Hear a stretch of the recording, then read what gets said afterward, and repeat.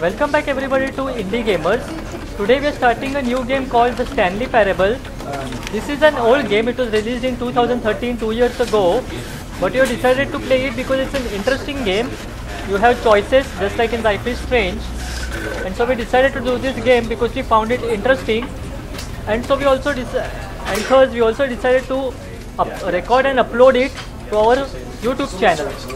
So let's start the game.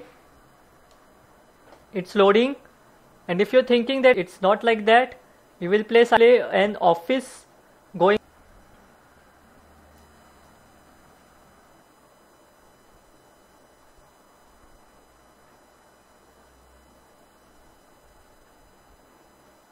This is the story of a man named Stanley. Stanley worked for a company in a big building where he was employee number 427. Employee number 427's job was simple. He sat at his desk in room 427 and he pushed buttons on a keyboard. Orders came to him through a monitor on his desk, telling him what buttons to push, how long to push them, and in what order. This is what employee 427 did every day of every month of every year. And although others might have considered it soul-rending, Stanley relished every moment that the orders came in, as though he had been made exactly for this job. And Stanley was happy. And then one day, something very peculiar happened. Something that would forever change Stanley. Something he would never quite forget. He had been at his desk for nearly an hour when he realized that not one single order had arrived on the monitor for him to follow. No one had showed up to give him instructions, call a meeting, or even say hi. Never in all his years at the company had this happened, this complete isolation. Something was very clearly wrong. Shocked, frozen solid, Stanley found himself unable to move for the longest time. But as he came to his wits and regained his senses, he got up from his desk and stepped out of his office. Okay, so we have gained control of Stanley. Let's see what can be done here. This is an interactive game. So you control Stanley. Okay, so here is employee number 428. All of his co-workers were gone. What could it mean? Stanley decided to go to the meeting room. Perhaps he had simply missed a memo. Okay, so where is the meeting room? Actually, no matter how hard Stanley looked, he couldn't find a trace of his co-workers. Actually, you can also make your own choices. You don't have to go by the choices narrated by the narrator. So let's see, what can Stanley do? Can he print something out? No, he isn't doing anything near the printer. So let's go through this door and see what's here. Is this the meeting room? I don't think so.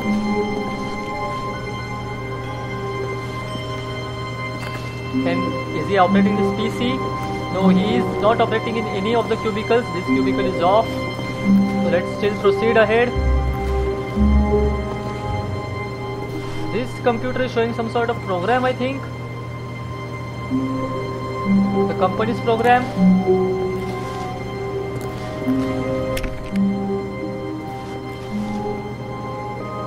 Going through here, no.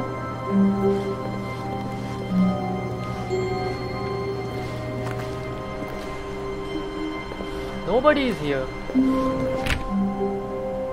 And he isn't opening any of the doors. All the doors are locked, I think.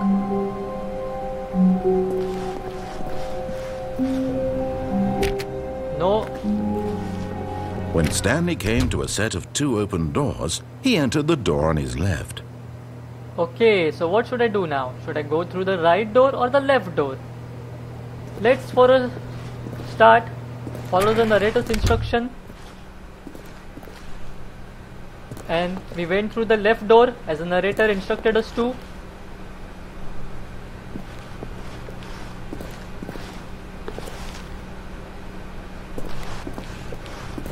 Let's see, this is some sort of dark room. I think this is the meeting room. Yet there was not a single person here either. Feeling a wave of disbelief, Stanley decided to go up to his boss's office, hoping he might find an answer there. Okay, now let's find the boss's office. Okay, so this is some sort of PowerPoint presentation on how to be a better employee.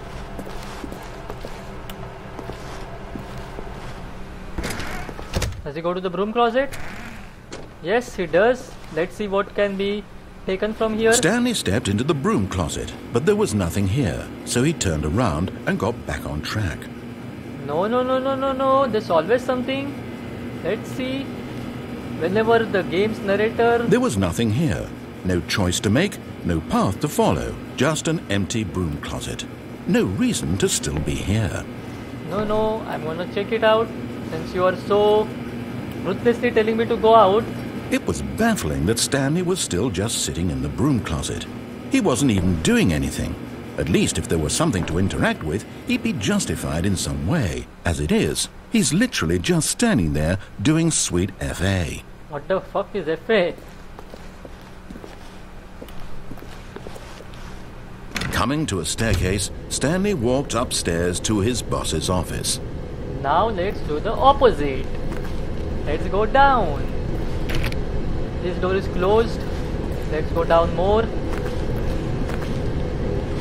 What is that box? Let's shake it. Does Stanley interact with it? No, it doesn't. It's a car But here. Stanley just couldn't do it. What? He considered the possibility of facing his boss. Admitting he had left his post during work hours, he might be fired for that. And in such a competitive economy, why had he taken that risk? All because he believed everyone had vanished? His boss would think he was crazy. And then something occurred to Stanley. Maybe, he thought to himself, maybe I am crazy. All of my co-workers blinking mysteriously out of existence in a single moment for no reason at all? None of it made any logical sense. And as Stanley pondered this, he began to make other strange observations. For example, why couldn't he see his feet when he looked down? Oh yeah. Why did doors close automatically behind him wherever he went? Oh yeah. And for that matter, these rooms were starting to look pretty familiar. Were they simply repeating? No, Stanley said to himself, this is all too strange. This can't be real. And at last, he came to the conclusion that had been on the tip of his tongue. He just hadn't found the words for it. I'm dreaming, he yelled. This is all a dream. Okay. Oh, what a relief Stanley felt to have finally found an answer, an explanation. His co-workers weren't actually gone. He wasn't going to lose his job. He wasn't crazy after all. And he thought to himself, I suppose I'll wake up soon. I'll have to go back to my boring real-life job pushing buttons. I may as well enjoy this while I'm still lucid. So, he imagined himself flying and began to gently float above the ground. What the fuck? Then he imagined himself soaring through space on a magical starfield, and it too appeared. It was Shit. so much fun, and Stanley marveled that he had still not woken up. How was he remaining so lucid? Thank And then God. perhaps the strangest question of them all entered Stanley's head. One he was amazed he hadn't asked himself sooner. Why is there a voice in my head dictating everything that I'm doing and thinking? Now the voice was describing itself being considered by Stanley, who found it particularly strange. I'm dreaming about a voice describing me, thinking about how it's describing my thoughts, he thought. What? And while he thought it all very odd and wondered if this voice spoke to all people in their dreams, the truth was that, of course, this was not a dream.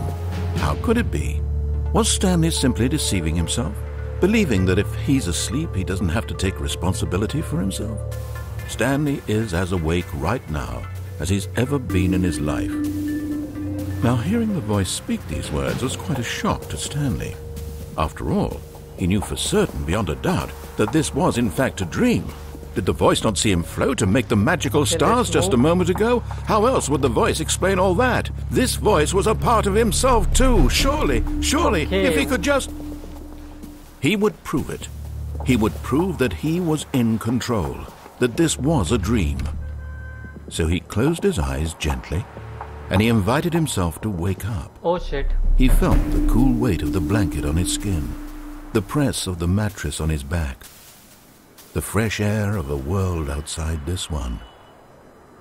Let me wake up, he thought to himself. I'm through with this dream. I wish it to be over. Let me go back to my job. Let me continue pushing the buttons. Please, it's all I want. I want my apartment, and my wife, and my job. All I want is my life exactly the way it's always been. My life is normal. I am normal. Everything will be fine. I am okay.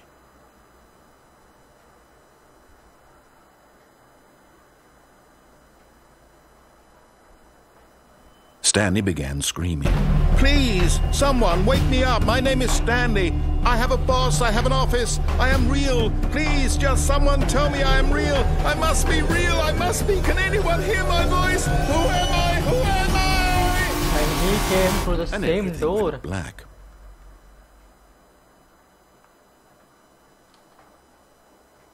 This is the story of a woman named Mariella. Now, who the hell is she? Mariella woke up on a day like any other.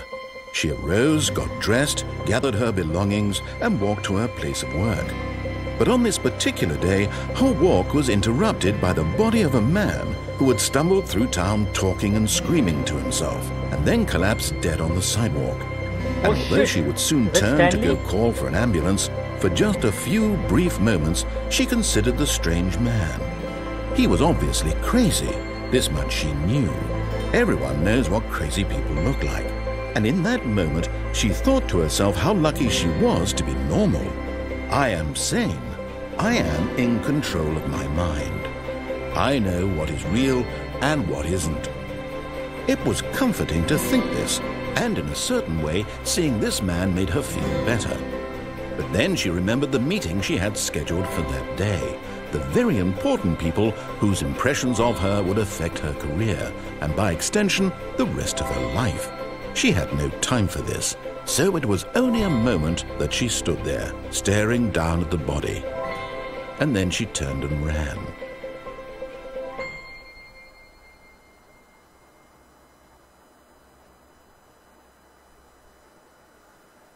That was a weird ass story.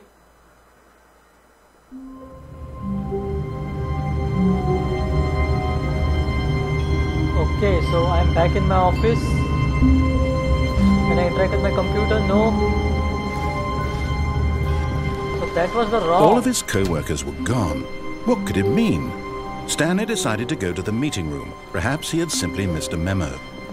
Okay, so let's go fast to the meeting room. That choice was wrong, and that's why Stanley ended up dead on the sidewalk with the woman Mariella looking over him. When Stanley came to a set of 2 open doors, he entered the door on his left. Okay, this is the instruction I followed. So let's keep following what the narrator says. Yet there was not a single person here either. Feeling a wave of disbelief, Stanley decided to go up to his boss's office, hoping he might find an answer there. And this time, we will go to the boss's office. We'll go upstairs. Coming to a staircase, Stanley walked upstairs to his boss's office.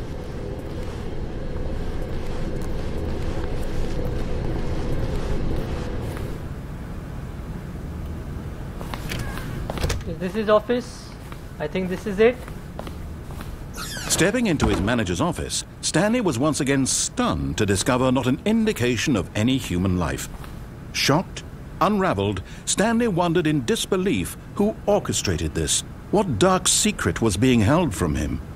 What he could not have known was that the keypad behind the boss's desk guarded the terrible truth that his boss had been keeping from him, and so the boss had assigned it an extra secret PIN number, 2845. But of course, Stanley couldn't possibly have known this.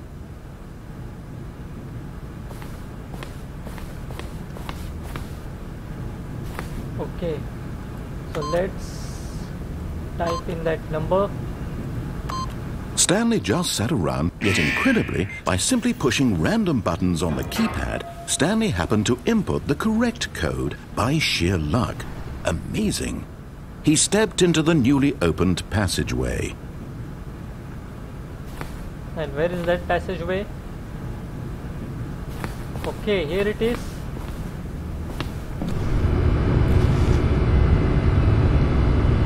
Let's proceed ahead.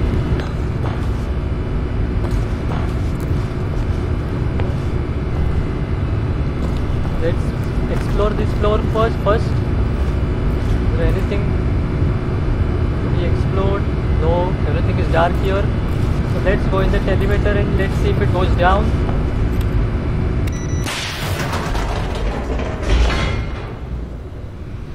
This elevator is going down.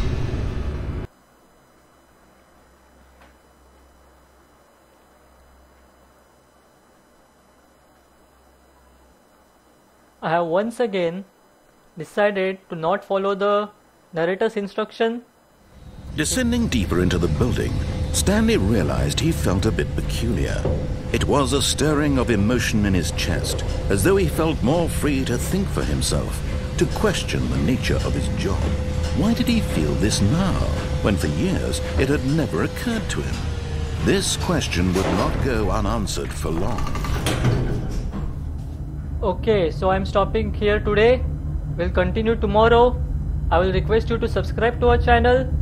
Till then, bye bye.